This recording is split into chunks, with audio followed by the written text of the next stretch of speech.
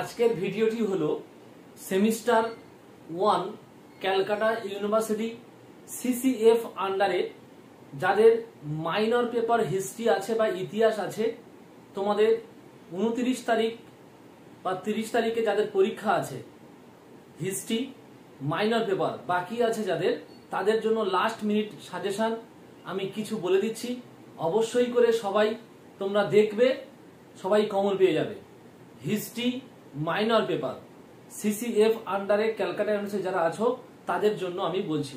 তোমাদের প্রথম অধ্যায় থেকে ইম্পর্টেন্ট হচ্ছে প্রাচীন ভারতের ইতিহাসে প্রত্নতাত্ত্বিক উপাদান।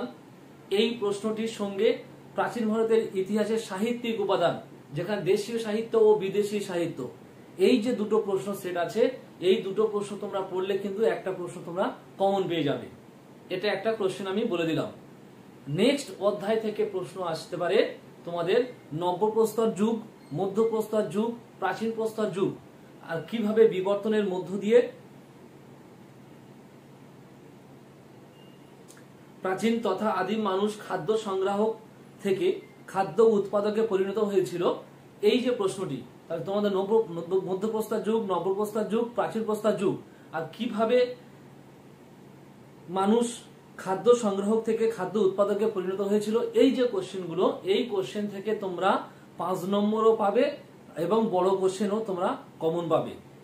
নেক্সট অধ্যায় থেকে আসছি তোমাদের হরপ্পা সভ্যতা।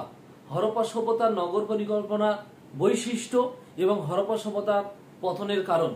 এবারে অনেকের প্রশ্ন হতে পারে যে হরপ্পা সভ্যতার নগর পরিকল্পনা বৈশিষ্ট্য এবং পতনের কারণ তো পরীক্ষায় পড়ে গেছে, তো তোমরা কোনো সংশয়ের মধ্যে যাবে না।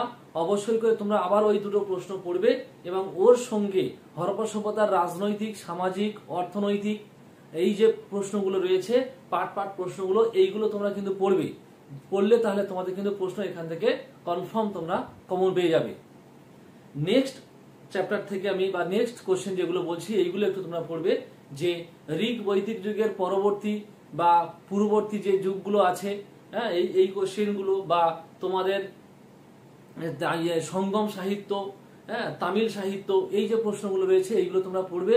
আর আমি এই কোশ্চেনগুলো অবশ্যই আমার স্ক্রিনে দিয়ে দিচ্ছি, তোমরা অবশ্যই সবাই দেখে নেবে। প্রত্যেকে কিন্তু প্রশ্ন কমন পেয়ে যাবে, কিন্তু এই সংশয় কারোর মধ্যে না আসে যে আগের সেটে প্রশ্নগুলো পড়ে গেছে, আবার এই সেটে কি পড়বে, ওই রকম কনফিউশনের মধ্যে কেউ যাবে না, তাহলে কিন্তু তোমরা সমস্যায় পড়বে।